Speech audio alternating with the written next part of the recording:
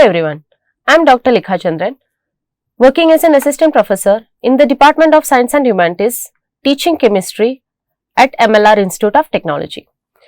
Last class, we dealt with the polymers, like introduction of polymers, definition, what are monomers, what do you mean by polymerization, everything. In today's class, we will be dealing with the different types of polymerization techniques, like mode of polymers, one of the classification of polymers, mode of polymerization, addition polymerization, condensation polymerization, as well as the mechanism of addition polymerization. Now, what do you mean by addition polymerization? We knew that mode of polymerization or the reaction mechanism can happen with two different types. One is addition and the other is condensation. Addition polymerization means the self-addition of several bifunctional monomers, that are different types of monomers when linked together or added together to each other without eliminating a simple molecule and forms a long chain is known as addition polymerization. For this, when has to be happened, there should be a high amount of heat, light or pressure, or at least a catalyst, so that the double bonds, when this has to happen, the polymerization, that means this polymerization takes place only when in presence of high amount of heat, light, pressure or some like catalyst. That means all these things like heat, light, pressure, catalyst, all these things will break down the double bonded elements in the monomer. That means if there is a double bond inside, so this double bond has to be broken and its state has to change as to C, single bond C. So this delocalization will be happening place, and that is how the monomers or the chain growth happens in this polymerization or in the addition polymerization.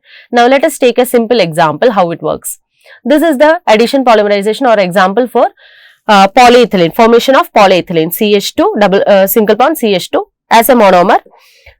This is like forming as a polymer. This is known as polyethylene. How it is forming? C double bond C. What is happening? Single bond H is there, but okay, C double bond C. This is known as functional group, right? It is like double bonded here. This is the functionality happening. So what is happening? C double bond C, when a high amount of light is falling into this, what will happen? This bond will shift or delocalization happens. So when the delocalization happens, another bond will be forming. So like that, the chain growth will be increased. So at like, this is the condition given, 1000 to 1500 pressure with 250 degrees Celsius. That is, high amount of energy is given and pressure is also maintained. So what will happen? We will get a new polymer known as CH2 single bond CH2, which is nothing but polyethylene. This is how addition polymerization works. Now for condensation polymerization, what is the condensation polymerization? It is same, like addition of monomers will be taking place, but with the removal of any simple molecules. For example, we are having C double bond C, and if there is a chance, okay, like any OH is there and an H is there, this thing will be removed as water molecule. A small byproduct will be removed, and this bond, what it will do, it will like condense together. It will again, delocalization will be happening and will be forming another extra new bonds. This is how this condensation polymerization takes place. So here what is happening is, when the new molecule is formed, there is no increase in the molecular weight is not happening. It is simply condensing, right? A small amount of molecule is getting decreased, but not increase in that happening. But whereas in case of addition polymerization, there is an increase in the molecular weight happening. So simple example of condensation polymerization is the preparation of nylon 66. Nylon 66 means then polymer. It is a synthetic polymer. How it is made? It is prepared from hexamethylene diamine and adipic acid. Hexamethylene diamine. That means it will be having 6 methylene groups with 2 amine groups. This is amine NH2. There are 2 amine groups and 6 methyl groups, CH2 6 times. Whereas in case of adipic acid, what it is? CH2 methyl group will be 4 times with a carboxylic, with the 2 carboxylic acids. We can also say that polycarboxylic acid or dicarboxylic acid. So a methylene, an amine, a diamine with a dicarboxylic acid will give the nylon 66. Now what is happening in nylon 66? This H from the amine and OH from the carboxylic acid is getting removed and forming as a byproduct like water. A simple molecule of water is eliminated and rest everything will be added together, isn't it? Rest everything is added together so that it is completely condensing. This is joining here. This will be a bond here.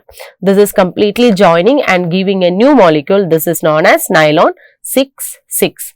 Or at a condensation polymerization is happening. Water is condensed or removed and the rest is added together to give a new molecule. So, how can we compare addition polymerization and condensation polymerization, or distinguish between addition polymerization and condensation polymerization? Addition polymerization is having like monomers will be added together and there it will be removed. There will not be any byproducts removed. Whereas in condensation polymers, two dissimilar functional groups or two different functional group atoms can be monomers can be joined and there will be a product, a small byproduct will be removed on it. What happens in addition polymerization? Addition results in the formation of a new polymer. Here monomers condense together and formation of a new polymer is happening. Here addition is happening, here condensation is happening in the condensation. Whereas in addition polymer, multiple of the monomers molecular weight, as because it is getting added, many monomers are getting added, the molecular weight of the monomer is getting multiplied. Whereas in condensation polymers, there is no multiplication of monomers happening, whereas since a small amount of byproduct is removed, there is a chance that it is getting decreased. For addition polymerization to happen, we told like high amount of energy is needed, isn't it? So, for that energy is available only from Lewis acid or bases or any other radical initiators or catalyst that has to propagate or initiate the addition polymerization. Whereas in condensation polymerization, nothing has to be needed, no different molecules or no extra energy or foreign matter, anything is needed. It will automatically work on if there is a chance for condensation happening. So, simple example for addition polymerization we already saw, it is polyethylene, PVC, Teflon, etc. For condensation polymerization, we saw that nylon we saw already, and another example we can say is like bakelite, silicon, etc. Now, what is the mode of like how the polymers is made?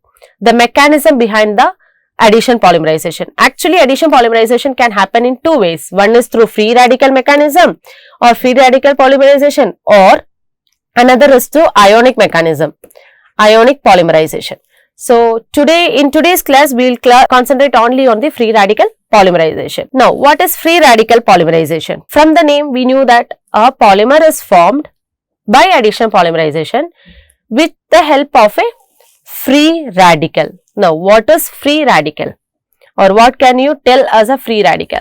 A free radical is a monomer which will be very free but highly reactive, so that what happens, even if some other elements or compounds are present in near to it, it will react with that and initiate the reaction. So, the three steps, there are like different steps for the free radical polymerization. In that, the three steps are, first is initiation, second one is propagation, and the third one is termination. Now, what do you mean by initiation? That is how the reaction is getting started. What makes the reaction to start up? Now, next one is propagation. How the reaction is propagated or going on. What are the steps? What are the conditions needed for the reaction to move on? How the reaction will be end or finished, that is known as termination.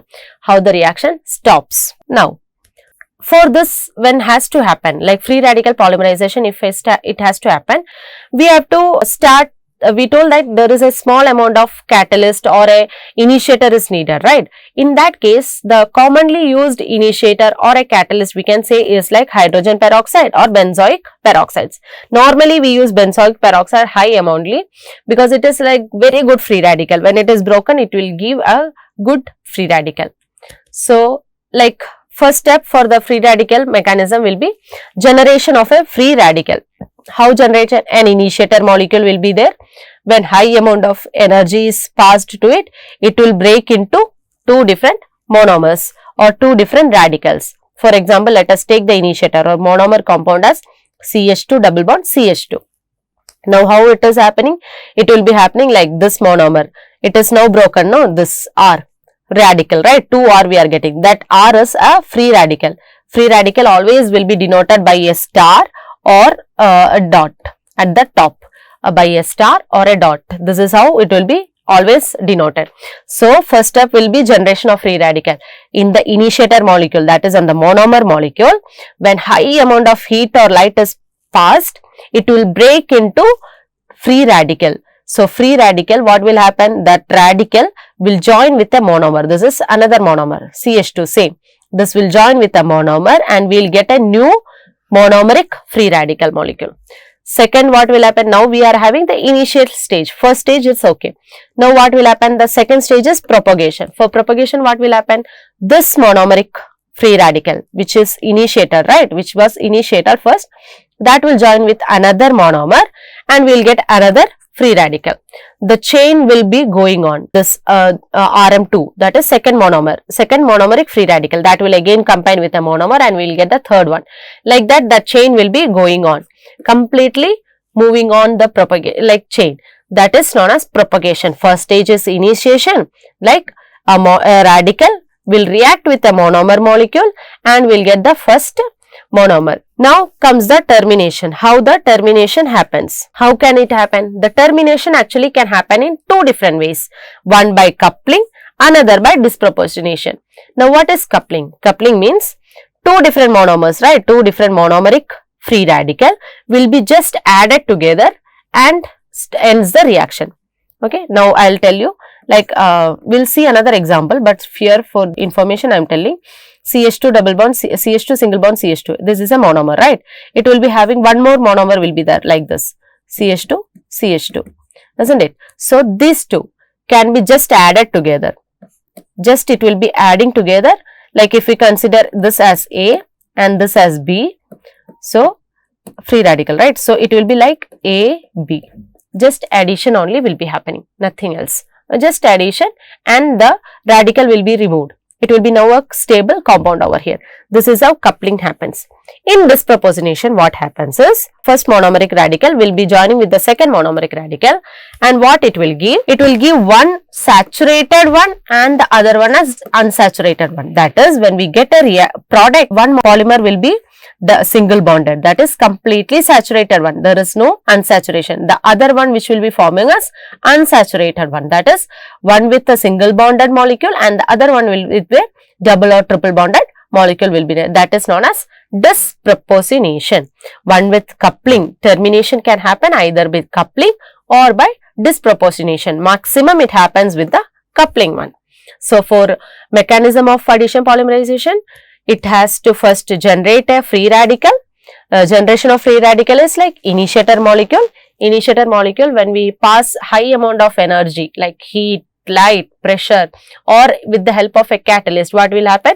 It will break into radical, free radical. That radical molecule will join with a monomer and we will get what?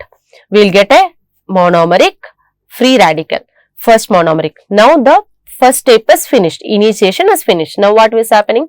Propagation, that is the chain has to continuously move on.